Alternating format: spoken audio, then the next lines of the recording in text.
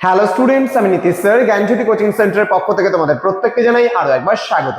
তো স্টুডেন্টস, আজকে আমি তোমাদের সঙ্গে যে বিষয়টি নিয়ে আলোচনা করব সেটা হচ্ছে এনইপি 4 ইয়ার আন্ডার গ্র্যাজুয়েট প্রোগ্রামের অধীনস্থ যে সমস্ত ছাত্রছাত্রীরা যারা এসকেবিইউ অর্থাৎ সিধু কানু বিরসা ইউনিভার্সিটির অধীনস্থ বিভিন্ন কলেজগুলোতে যারা পড়াশোনা করছো তাদের জন্য আজকে মেজর পেপার 10 হিস্ট্রি থেকে অতি গুরুত্বপূর্ণ একটা টপিক। তোমাদের দেখো মেজর পেপার 8, 9, 10 তিনটে পেপার কিন্তু এই বছর রয়েছে। তো এইবার এই তিনটে পেপারের মধ্যে তোমাদের কিন্তু লোকাল হিস্ট্রির উপরে রয়েছে মেজর পেপার 10 যে পেপারটি রয়েছে সেই পেপারটি। আজকে আমি তোমাদের সিলেবাসে কিন্তু 2 নাম্বার, 5 নাম্বার এবং 10 নাম্বারের প্রশ্নগুলো কিন্তু করা হয়। তো আজকে আমি আলোচনা করব তোমাদের ক্লাস নাম্বার 1 চলছে। আজকে আমি সিলেবাসগুলো অলরেডি আলোচনা করে ফেলেছিলাম, কোশ্চেন প্যাটার্ন তোমরা জানো। তো আজকে প্রশ্নমান 5 এর জন্য তোমাদের সাজেশনস অলরেডি তৈরি হয়ে গেছে আমাদের। যারা এখনো পর্যন্ত আমাদের চ্যানেলটিকে সাবস্ক্রাইব করোনি তারা অবশ্যই চ্যানেলটিকে সাবস্ক্রাইব করে পাশে থাকা বেল আইকন অল প্রেস করে দেবে, যাতে নেক্সট টাইম থেকে কোনো ভিডিও আপলোড করলে তার নোটিফিকেশনটা তুমি সবার আগে পেতে পারো। এছাড়া যারা ভাবছো যে অনলাইনে আমাদের ক্লাস জয়েন করবে তারা অবশ্যই যোগাযোগ করবে আমাদের অফিসিয়াল নাম্বার 7076398606 নম্বরে অথবা 6295916282 নম্বরে। তোমাদের টোটাল কোর্স ফি রয়েছে তোমাদের এই সাধ্যের মধ্যে শুধুমাত্র 1199 রুপিসের বিনিময়ে তোমরা পুরো কোর্সটা আমাদের কাছে করতে পারো। চলো শুরু করি আজকের ক্লাসটা। জঙ্গলমহল জেলার ঐতিহাসিক পটভূমি সম্পর্কে সংক্ষেপে আলোচনা করো। ঠিক আছে, তোমাদের বলে রাখি 1199 তোমরা কি পাচ্ছ? পিডিএফ আকারে নোটস পাচ্ছ, ডাউট ক্লিয়ারিং সেশনস পাচ্ছ, রেকর্ডেড ভার্সনে ক্লাস পাচ্ছ, সাজেশনস, মক টেস্টের সিরিজ এবং লাইভ ক্লাসেস ডাউট ক্লিয়ারিং সেশনের উপরে কিন্তু পাচ্ছ। এছাড়া আমাদের ফিজিক্যাল এডুকেশন বলে প্লে স্টোরে অ্যাপ রয়েছে, সেই অ্যাপটা ইনস্টল করলে পার পেপারের জন্য লাগছে তোমার 499 রুপিস সেখানে।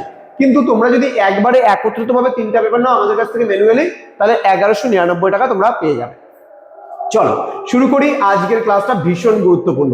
কি বলেছে? জঙ্গলমহল জেলার ঐতিহাসিক পটভূমি। কি করে জঙ্গলমহল জেলাটা তৈরি হলো এর একটা ঐতিহাসিক প্রেক্ষাপট তো নিশ্চয়ই রয়েছে। তো এই প্রেক্ষাপটটা নিয়ে কিন্তু আজকে আমি আলোচনা করবো তোমাদের সঙ্গে। চলো কি বলছে দেখো, জঙ্গলমহল জেলার ঐতিহাসিক পটভূমি অত্যন্ত প্রাচীন এবং বীরত্বপূর্ণ। ঠিক আছে, সংগ্রামের এক অনন্য ইতিহাস কিন্তু গ্রহণ করে ব্রিটিশ আমলে। মূলত যেমন বর্তমান বাঁকুড়া জেলা, পুরুলিয়া, পশ্চিম মেদিনীপুর এবং ঝাড়গ্রাম জেলার অরণ্যবৃত অঞ্চলটি জঙ্গলমহল নামে পরিচিত ছিল। তাহলে একটা সময় জঙ্গলমহল নামে পরিচিত ছিল কোন কোন জেলাগুলোকে নিয়ে? আমি আবারও বলছি, বাঁকুড়া, পুরুলিয়া, পশ্চিম মেদিনীপুর এবং ঝাড়গ্রাম। এই তিনটা অঞ্চলের যত অরণ্য বা জঙ্গলাকীর্ণ যে এলাকাগুলো ছিল বা অরণ্যাবৃত যে অঞ্চলটি ছিল সেই অঞ্চলগুলোকে নিয়ে তৈরি হয়েছিল কিন্তু এই জঙ্গলমহল নামে কিন্তু যে জায়গাটি, সেই জায়গাটি কিন্তু পরিচিত ছিল। আমি আবারও বলছি, জঙ্গলমহল কি?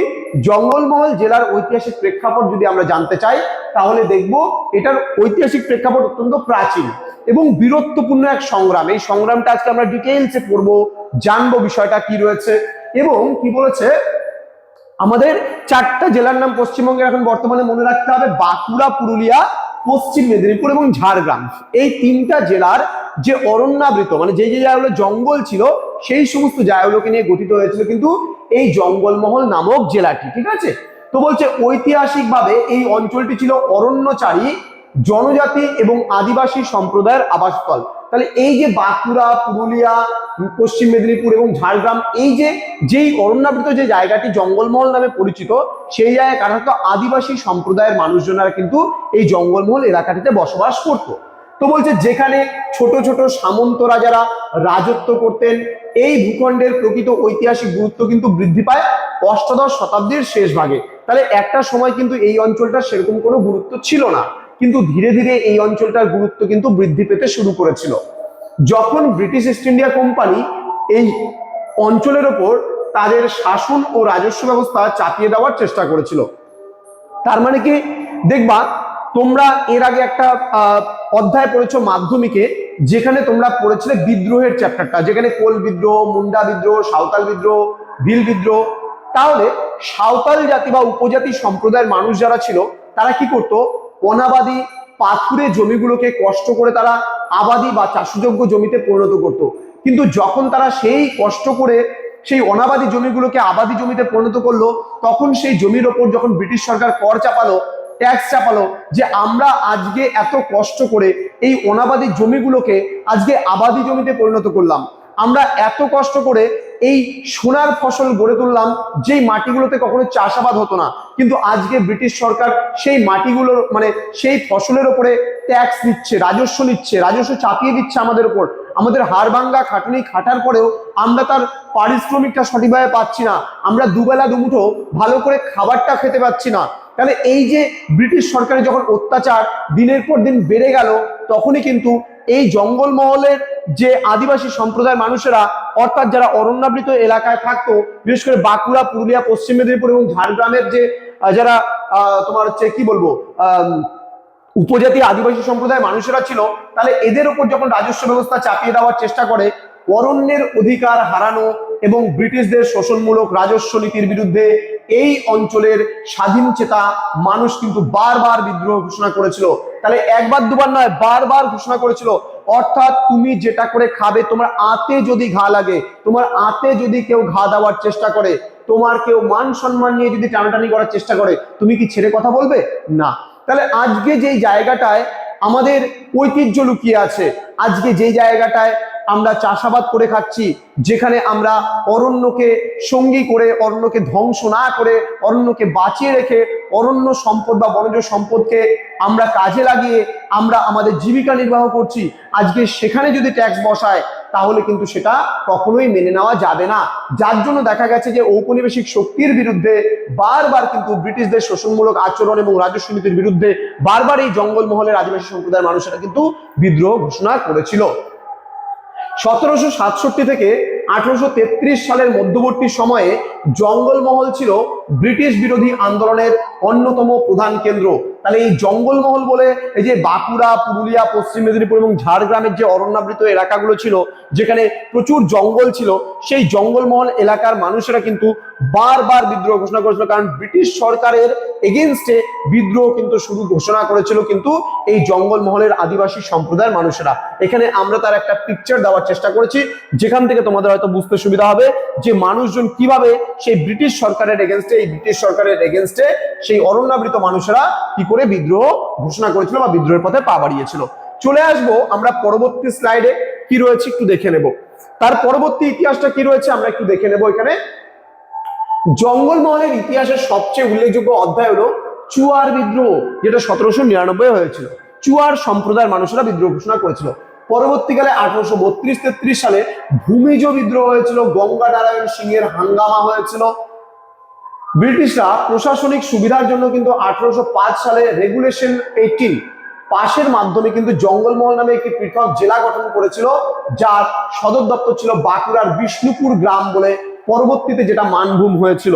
খুব হিস্ট্রিক্যাল একটা ব্যাপার, তোমরা জানো, তোমরা যারা লোকাল হিস্ট্রি পড়ছো তারা এই বিষয়টা কিন্তু জানবে, এবং আমি তোমাদের ধারাবাহিকভাবে এই বিষয়টা পড়াবো। আগের যেটা 8 এবং 9 নম্বর পেপার রয়েছে সেটা তোমরা আগেও প্রিভিয়াসে পড়েছো, কিন্তু এই বিষয়টা কিন্তু তোমরা আগে প্রিভিয়াসে পড়োনি, নতুন একটা ইতিহাস তোমাদের কাছে।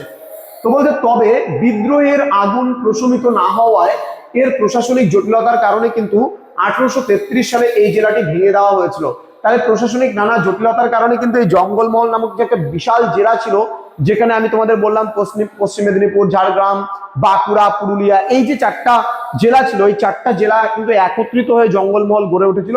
কিন্তু পরবর্তীকালে ব্রিটিশ সরকার প্রশাসনিক জটিলতার কারণে কিন্তু এটা ভেঙে দিয়েছিল 1833 সালে, এবং বিভিন্ন অংশ কিন্তু পার্শ্ববর্তী জেলাগুলোর সাথে যুক্ত করে দেওয়া হয়েছিল। তাহলে এই জঙ্গলমহলটাকে ভেঙে কি করলো, টুকরো টুকরো করে পার্শ্ববর্তী যে জেলাগুলো ছিল সেই জেলাগুলোর সাথে মানে জুড়ে দেওয়া হয়েছিল। এই অঞ্চলের আদিবাসীরা কেবল ব্রিটিশদের বিরুদ্ধেই লড়েননি, বরং মারাঠা মানে বর্গীয় আক্রমণের সময়ও কিন্তু তারা এই দুর্ভেদ্য অরণ্যকে ঢাল হিসাবে ব্যবহার করে প্রতিরোধ গড়ে তুলেছিলেন। রঘুনাথ সিং, দুর্জন সিং বা গঙ্গা নারায়ণের মতো বীর নেতাদের নাম কিন্তু আজও জঙ্গলমহলের লোকগাথায় কিন্তু অমর হয়ে আছে। তাহলে এই যে রঘুনাথ সিং, দুর্জন সিং বা গঙ্গা নারায়ণ যারা লিডাররা ছিল, তারা কিন্তু এই জঙ্গলমহল অর্থাৎ জঙ্গলকে বাঁচিয়ে রাখার জন্য তারা কিন্তু আন্দোলন করেছিল এবং ব্রিটিশ সরকারের বিরুদ্ধে অস্ত্র ধারণ কিন্তু তারা করেছিল। পরিশেষে কি বলা যায় একটু দেখে নেবো আমরা। পরিশেষে বলা যায় যে জঙ্গলমহলের ঐতিহাসিক পটভূমি কেবল ভৌগোলিক অবস্থানের কারণেই নয়, বরং এর আত্মমর্যাদা ও অধিকার রক্ষার দীর্ঘ লড়াইয়ের জন্য কিন্তু আজও তাৎপর্যপূর্ণ। তাহলে এই আদিবাসী সম্প্রদায়ের মানুষগুলো অরণ্যকে বাঁচিয়ে রাখার জন্য যে লড়াই করেছিল, তাদের যে আত্মবলিদান, এই আত্মবলিদানের লড়াই কিন্তু আজও আমাদেরকে ভাবায়, তাই না? তো বলছে এখানকার অরণ্য, পাহাড় এবং প্রাচীন মন্দিরগুলো আজও সেই বীরত্ব গাথার সাক্ষ্য বহন করে। তোমরা তার কিছু আমি পিকচার এখানে তুলে ধরার চেষ্টা করেছি। তাদের একটা ঐতিহ্য, সংস্কৃতি, বিভিন্ন প্রাচীন মন্দিরগুলো আজও কিন্তু বিদ্যমান এই জঙ্গলমহল এলাকায়, যেখানে তারা ওই ঐতিহ্যকে ব্রিটিশ সরকারকে ধ্বংস করতে দেয়নি। তাদের রক্ত ঝরেছে, কিন্তু তারা কখনোই এই সমস্ত ঐতিহ্যকে কিন্তু ব্রিটিশ সরকারের কাছে বিলিয়ে দিতে চায়নি। তারা চেয়েছিল অরণ্যকে বাঁচাতে, তারা চেয়েছিল তাদের ঐতিহ্যকে বাঁচাতে, তাদের সংস্কৃতিকে বাঁচাতে। স্বাধীনতার পর প্রশাসনিক প্রয়োজনে জেলাগুলোর পুনর্বিন্যাস ঘটলেও কিন্তু জঙ্গলমহল তার স্বতন্ত্র সাংস্কৃতিক পরিচয় আজও ধরে রেখেছে। এই অঞ্চলের ইতিহাস আমাদের শেখায় কিভাবে প্রতিকূল প্রকৃতির মাঝেও মানুষ তাদের নিজস্ব সত্তা ও স্বাধীনতা রক্ষায় অটল থাকতে পারে। তাহলে আজকে মানুষের ইচ্ছাটাই হচ্ছে সবচেয়ে বড়। যদি আমার ইচ্ছা থাকে আমি ব্রাইট কিছু করব, তাহলে আমি অবশ্যই ব্রাইট কিছু করতে পারবো। কিন্তু আমার ইচ্ছা শক্তি যদি হাঁটুর নিচে থাকে, তাহলে কিন্তু আমি কিছুই করতে পারবো না। তো বলছে বর্তমান সময়েও কিন্তু জঙ্গলমহলের এই ঐতিহাসিক উত্তরাধিকার পর্যটন ও গবেষণার এক গুরুত্বপূর্ণ ক্ষেত্র হিসাবে কিন্তু এখনো কিন্তু বিবেচিত হয়। তাহলে এই জঙ্গলমহল এলাকাকে নিয়ে কিন্তু এখনো কিন্তু গবেষণা চলে। তো এই ছিল আজকের ক্লাস। তো স্টুডেন্ট, তোমরা যারা ভাবছো আমাদের কাছে অনলাইনে পড়বে, যারা যুক্ত হবে, তারা সমস্ত suggestions, notes, each and everything, এবং তার সঙ্গে মক টেস্টও তোমাদের হচ্ছে। তোমাদের 2 মার্কসের কোশ্চেন্স তোমরা পাচ্ছ, অ্যান্সার পাচ্ছ, 5 মার্কসের কোশ্চেন অ্যান্সার পাচ্ছ, এবং 10 মার্কসেরও কোশ্চেন অ্যান্সার পাচ্ছ। তো তোমরা যারা ভাবছো যুক্ত হবে, তারা আমাদের নাম্বারে যোগাযোগ করো। ইতিমধ্যে প্রচুর ছাত্রছাত্রী আমাদের সেন্টারে যুক্ত হয়ে গেছে। ওয়েস্ট বেঙ্গলের সব থেকে বড় কোচিং সেন্টার হচ্ছে জ্ঞানজ্যোতি কোচিং সেন্টার। তো তোমরা চাইলে পারে ইতিমধ্যে আমাদের কাছে অ্যাডমিশন নিতে পারো, কোনো অসুবিধা হবে না। দেখা হচ্ছে খুব তাড়াতাড়ি আরো একটা নতুন ভিডিও নিয়ে তোমাদের সঙ্গে। তোমরা প্রত্যেকেই ভালো থেকো, সুস্থ থেকো। Thank you so much. Thanks for watching after all. Thank you.